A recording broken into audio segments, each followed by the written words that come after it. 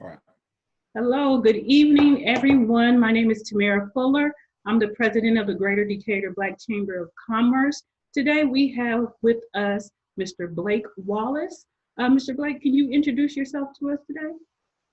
I am Blake Wallace. I'm Assistant Vice President and Member Services at Staley Credit Union, born and raised here in Decatur, Illinois. Okay, perfect. So what we're doing today, we're doing a virtual Juneteenth celebration. Our team here at the Greater Decatur Black Chamber of Commerce thought it was very important to talk about finances because a lot of times we don't have the knowledge or a base on how our finances should look. So we have Mr. Blake here to talk with us a little bit of how to get our money right because a lot of times we don't have our money right and we want to get it right. So Blake, tell us a little bit about finances. How important is it to have your finances together? It goes without saying, but it's really, really important. And the thing that I, take notice of is during tough times like now when the economy is down and jobs are lost and, just rough times like that, that's when a lot of people want to try to finally take steps to get things in order, but it's really hard to do at a time like this. So I always suggest people like not when they're down, but when they're up and they can make a little bit more moves, that's probably the best time to try to tackle a lot of those things and get your finances in order. So when things finally do go bad, because they will, it's good for a while and it's bad. It's just kind of cyclical every year, or not every year, but kind of every few years, once those go bad, you'll be in a good position to either coast that thing through or just make it to the other side. So it's super important and we can't really ignore it, for too long. Right. So like at times like this, I know it's difficult to try and save, but it's very important that we do start somewhere. No matter where you start, we all need a starting place. Mm-hmm. And maybe we at this moment we don't have a lot of finances, but what are some things that we can do at this moment during this pandemic, during the racial crisis? What are some things that we can do as of right now to help develop our finances? It's tough because with finances, like whether it's savings or credit related, a lot of it is just supposed to be kind of a gradual thing. I mean, if people are looking for the instant gratification type of thing, that's not really how it works. It would be nice if it did. Mm-hmm. But I mean, the biggest piece of advice that I would offer is first, people need to realize that it's not going to happen overnight. Like you're not going to develop a huge savings account overnight. You're not going to fix your credit overnight. You're not going to, if you don't qualify for loans, working on it to the point where you can qualify for loans, that's definitely not going to take overnight.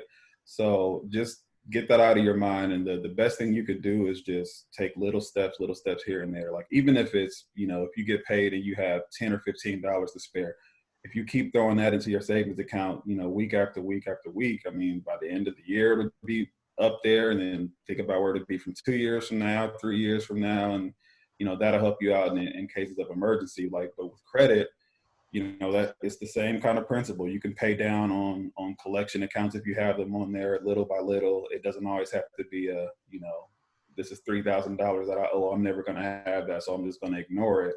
Mm-hmm. The thing that I always tell people is, if you ignore it, it'll be on there for years, or you can spend those years paying it down, and then at a certain point, it'll show as paid, and that'll help your credit. So, I mean, either way, you're waiting years. I mean, just use that time to do something productive as opposed to just ignoring it and expecting it to go away. Okay. So that's one of the misconceptions that we have as a society is that, we might think that we need to start big or need thousands of dollars to start. But as you said, you can start with just $10 here, 15 there, and gradually your income, your finances will become larger and you will get to where you need to be eventually. From a financial standpoint, what is the optimal goal? Like how much should people be seeing? If we were not in the pandemic or going through these crises, what do you recommend people to save on a regular, monthly, weekly? That's tough. I mean, they say you should keep, up to 3 months of expenses saved. I mean, that's kind of a tough thing to do all the time. I mean, so I wouldn't. It would be good if people could, but I wouldn't necessarily tell people to strive to do that if they can't. Mm-hmm. the biggest thing that I would say, I mean, the goal that people should work towards is, for one, building up their savings. And I want to also make the distinction that a lot of people have to think they have to choose between saving or, paying stuff on their credit, and you can do both at the same time. Mm-hmm. And I know something as little as $10 or $15, it seems like such a small amount. But if people will just commit to that little amount and just watch how it grows over time, I mean, I think that would really, really benefit a lot more people. But also just times when we do get, lump sums for whatever reason, and whether it's tax returns or whether it's a stimulus, if you don't have things that require your immediate attention with those funds, I mean, that's a great opportunity to either put down lump sums in your savings or pay down something in your credit report that would help it out. But once you get, those two things, working on those, I wouldn't necessarily say taken care of, but once you commit to working on those and commit long-term to working on those, I think you'll be in a much better position financially to do other things. And I know we're going to talk about, other ways to improve the credit, but I think starting is just to get the instant gratification method out of your mind and just commit to the fact that it's going to take a little time, and Mm-hmm. just continue to chip away at it. So I do want to ask a question. Are there programs out there to help, say you're having difficulties just getting on the path? Say I come to you into the bank and say, I need some assistance, I need my credit, help with my credit, I need some savings. Is there programs currently that help you to do that? That's a good question. I can't speak towards any other institution, but at Staley Credit Union, we have what we call an income interruption loan.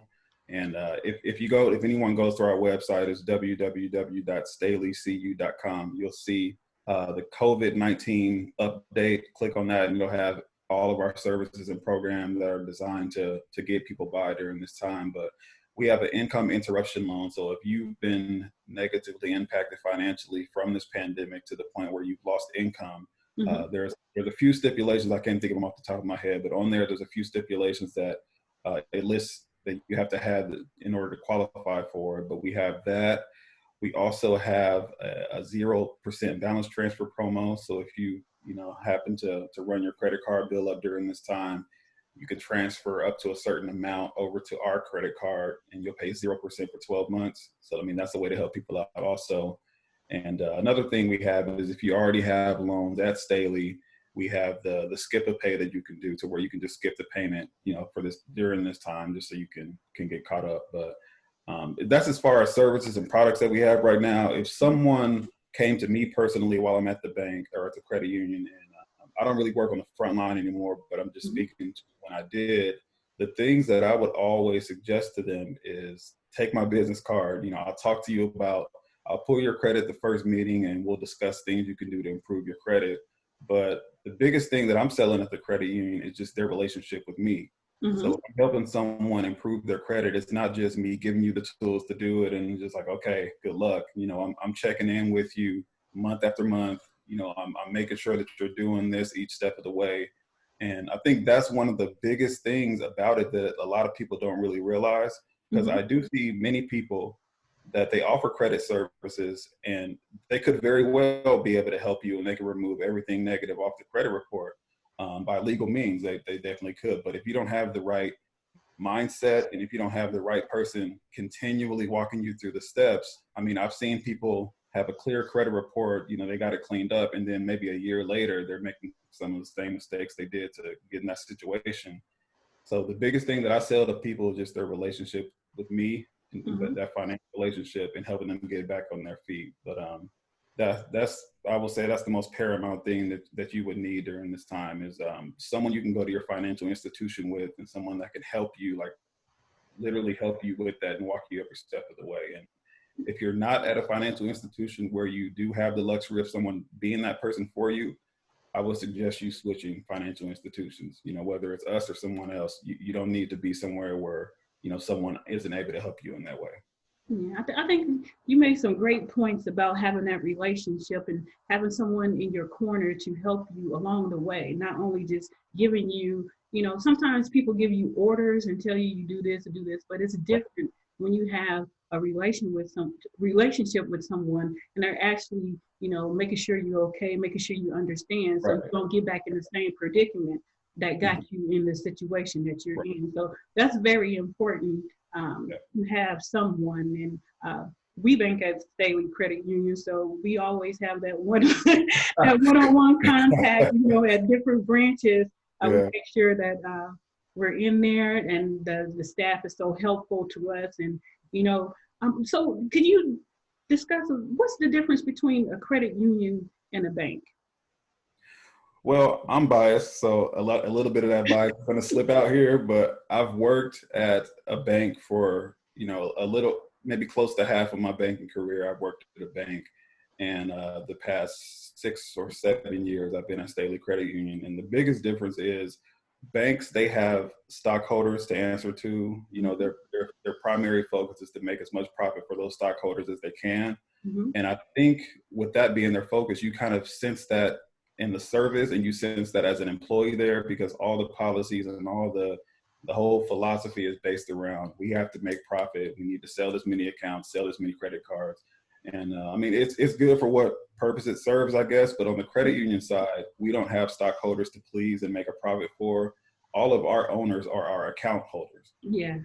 Me, you, we're the owners of the credit union. So all the money that the credit unions make, we use that to put back into the credit union. And that's how credit unions can offer lower auto loans and higher savings account rates and things of that nature. So with that being the case, you sense a different kind of vibe when you're at a credit union, to where they're not really trying to push products down your throat. They're honestly just trying to see what works better for you. Because the owners are the account holders on the credit union side. So I really think it just makes for a better environment overall. I mean, you ask a bank person, they may have a different opinion, but that's how I think on that one. Okay, so my next question is, can you tell us some of the do's to do with saving and finances? What are some things that we should be doing at this moment? Say I don't make a lot of money, but I want to be financially sound. Well, the first thing that I would do is make a budget. I mean, you definitely need to have a budget for, your, whether it's weekly or biweekly paychecks, because once you have a budget in place, you can see exactly, what needs to be paid out. And after seeing what needs to be paid out, you can see, what money you have left over. I mean, that's really the only way you can really see the financial picture of what you have going. First, I would make that budget, see how much you can put to the side, if any, and just make that conscientious effort to put that money aside, as consistently as you can. And I'm seeing a lot of people, even with this pandemic going on. Sorry, I'm riding this rocking chair right now. Rocking myself to sleep, but I see with the pandemic, though. I mean, a lot of people are trying to take advantage of the down stock market. So they're seeing a lot of posts online and saying invest, invest, invest. And the only thing I would say, investing is good if you're knowledgeable about that and you know enough about it. But I wouldn't let people guilt you into doing that thinking it's the right thing to do, especially if you don't have a savings first. So I would definitely work on having a savings first, because the mistake that I've seen a lot of people make is they just jump right in the stock market. And if it doesn't go as planned, what they have to do is take that money back out when it's not really meant for the short term, put it back in, take it back out kind of thing. It's meant for the long-term growth. So if you don't have a savings to fall back on, like in those emergency situations where you can draw from that instead of your stock market investments, that you'll kind of be in trouble. So I always tell people to focus on that savings first. A lot of the advice that I will give is focused on building that savings account up, whether it's, small incremental amounts here and there or larger amounts. That's probably the best thing you can do. But a lot of people honestly aren't able to, and there's nothing wrong with that.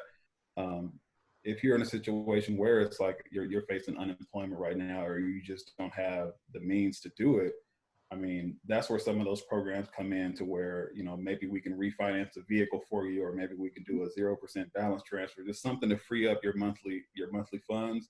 And that would be my focus first before hopping straight to a savings account if someone's in that situation. But it mainly just depends from person to person. The advice I would give anybody is to just seek out your go-to person at your financial institution, and just kind of see what advice they give you and if they're able to help you. And, if you kind of get the sense that they can't really help you in that way, or if they're not taking you serious as a member or a customer, come to Staley Credit Union. Yeah, That could be like a good night, but you know how it goes.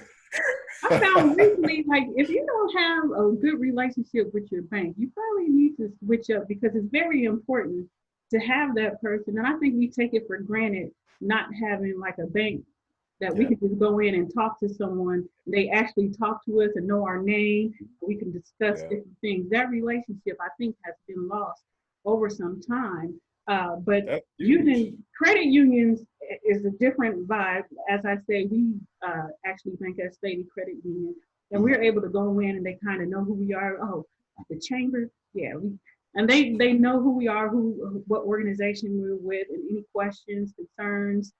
We have it's great to have that relationship and then also to get the information and the knowledge that can make us a better organization or having a better savings if we have individual accounts. That's helpful to have that guidance because a lot of Right, people are not knowledgeable just about like interest rates or right, where to right. invest their money in the bank. Should they do a CD or any type of things like that?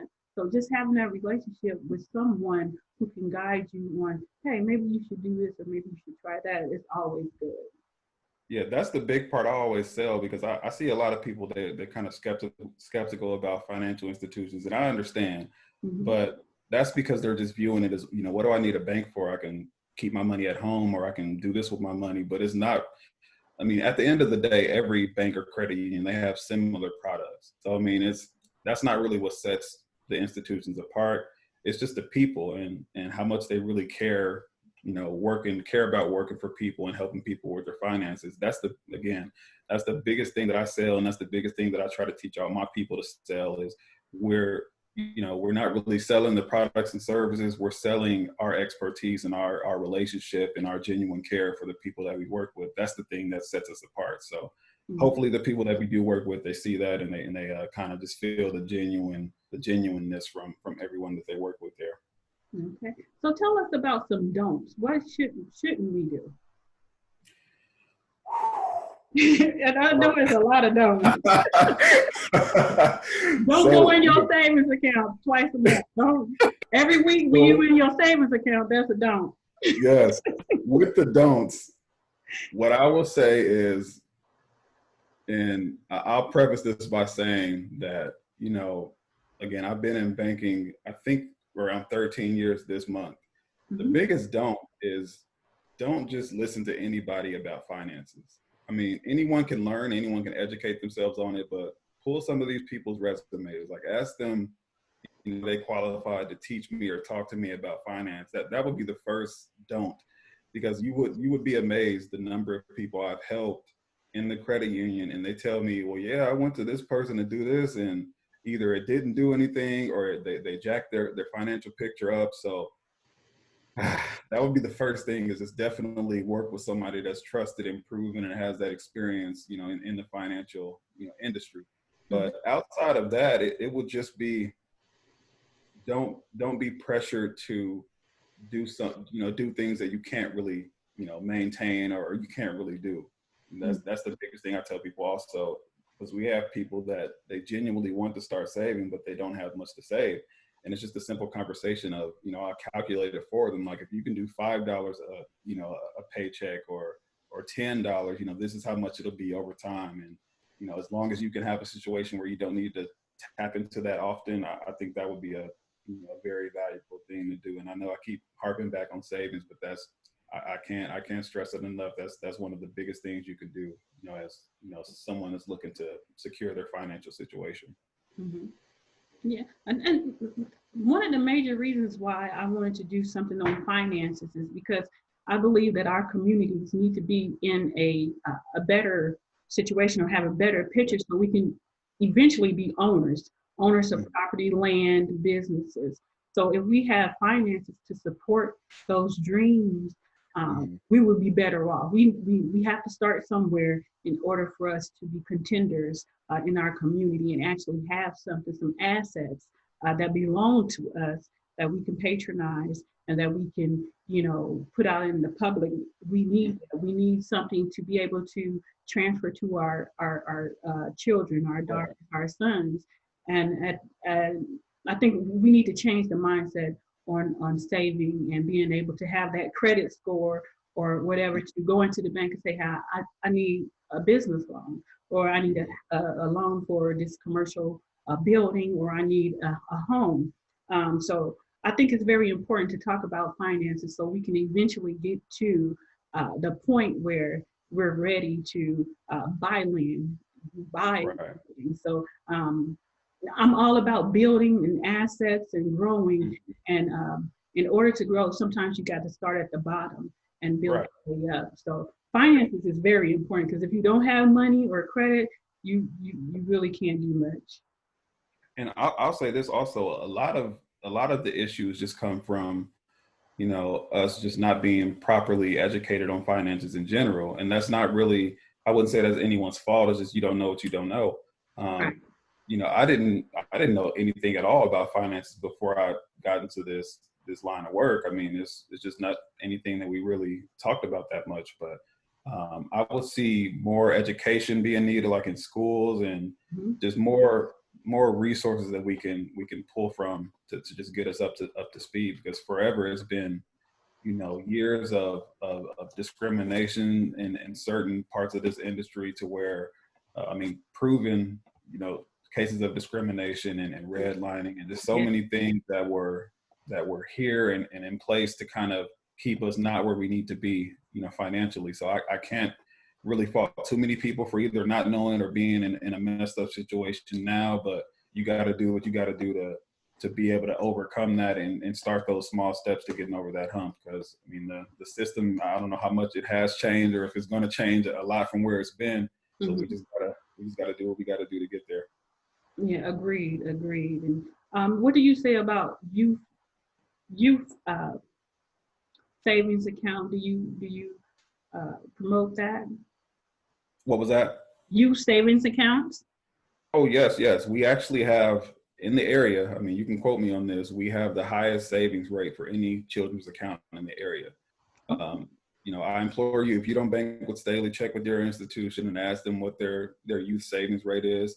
We have a Berenstein Bears account, and it's geared around the whole Berenstein Bears book, and they have a whole financial literacy program, but it's for ages 0 through 12, I believe, Mm-hmm. and you get 4% on that savings account. So I mean, that's That's pretty good.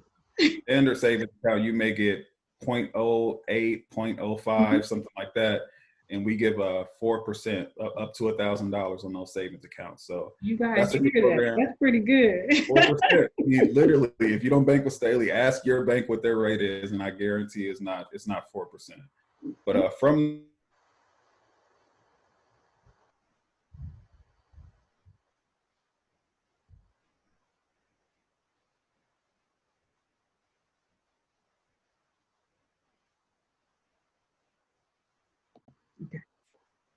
All right. So where we left off, we're talking about the youth accounts. Is in addition to the Berenstein Bears accounts, we also have our WAVE program, and that's from age, I believe, 15 to 21 or 22, somewhere around there. But all the information is on our website, and that's sort of it's a full-fledged financial literacy kind of a program where they can open their account, get a debit card, sign up for online banking, sign up for bill pay. They can get Google Pay, Apple Pay, Samsung Pay, and it has all these steps. And as you complete, every other step or every few steps, you actually get cash incentives for how many steps you complete. And if you complete the entire program, you get, a total of $100 from beginning to end. You will, earn $100 in that program. So we have a really, really big focus on the youth at Staley Credit Union. We visit elementary schools and we teach them about, the whole Berenstain Bears financial literacy program. Mm-hmm. Again, since the whole pandemic started, we haven't been able to do that as much as we would like or as much as we usually do. But we go out there and we teach them about, everything that has to do with financial literacy that they can digest at that age. And we also, go to Milliken and we speak to the international students, and we have a program set for them too. So we have a really, really big focus on our youth, because if you don't start at that age, I mean, you'll get a whole lot of adults that need things fixed, as opposed to us, just teaching people right in the beginning, and then they can grow into it, and they won't really have some of those same issues as people who didn't have that coming up. Yeah, I think Frederick Douglass had a quote like that. Something that's easier to train a child than to fix a broken adult, or something to Right. that magnitude. So That's I one of understand that how important it is to start the youth off with the understanding of financing and Mhm. what their outlook should be when it comes to Right. money. I personally don't remember having anyone talking to me about financing, banking, uh, online banking. I find online banking like a great tool, uh, Mhm. and where you have your bills come out automatically. You don't have to Yeah. worry about late pays. I take advantage of that because I don't want to have to pay that additional sum of money when I don't pay on time. So I Mhm. find having those automatic payments out of my account very helpful. Uh, you do have to be a little structured to make sure you have those You money do. in your account You because you do. I can't mean, get into it some works for trouble. some people, but some people it doesn't work for. Like some people, I do suggest like you need to maybe set up automatic payments. But if that's not really your strong suit and keeping track of all of that, you got Hmm. to figure out another way because automatic payments they could get you in trouble. Yeah, yeah, but that's where the budget come in when you know Right. what your Right. money look like coming in. You're able to Mhm. see what's going out and be able to prepare for that. But I have found I'm one of those people that lean on automatic withdrawals because if it doesn't come out automatically, it may not get paid. So Right. I mean, any of our member service reps or account openers or assistant branch manager, any of our loan officers, they should be able to sit down with you and help you come up with a budget.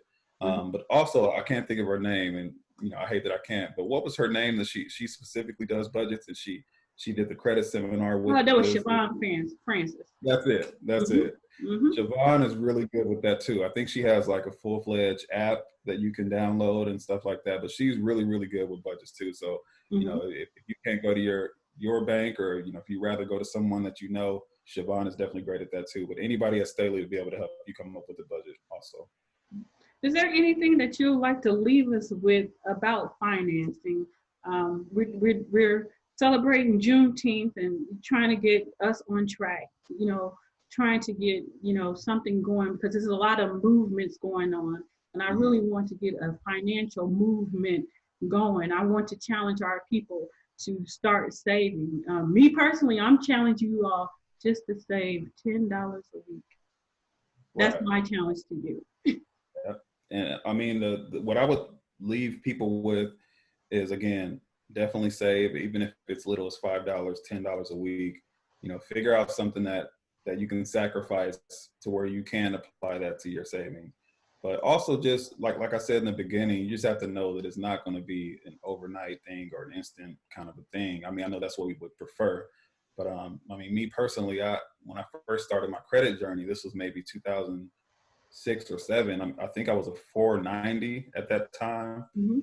And as I learned more, as I got in the industry and I learned more about the do's and don'ts and how to improve that, I worked, paid little things off here and there. And it took maybe 6 or 7 years to actually get it to where I wanted to be. But you Mhm. got to make that first step and you got to realize that it may not be fixed next year or even the year after. It could take some years, but as long as you commit to that, your future self will thank you that you took all those steps to help your situation. So just know that it's not overnight, and also just get with somebody that you trust.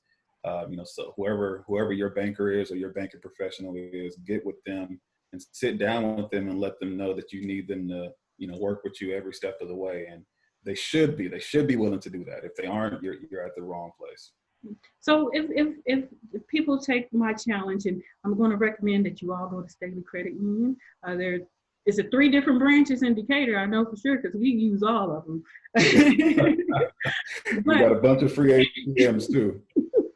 if someone wants to come and start an account, they really don't have much. How much do they need to start a savings account?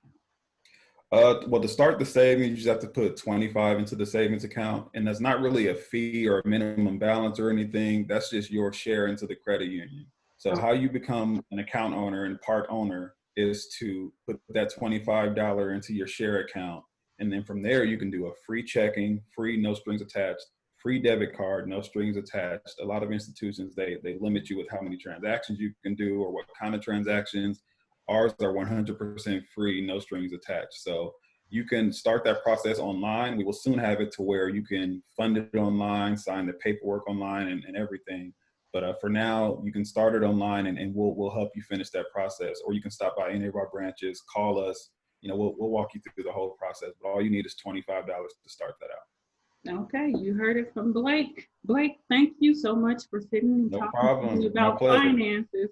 It's one of my passions because I really want our community to start this journey and help to cultivate potential millionaires. If Right. we do it right and we get the right businesses, we get the right accounts, and we change our mindset into saving, I think we will grow and do so many great things. But it starts with us, Yeah. our saving, and with our finances. So I truly thank you for being with us on this Juneteenth virtual week.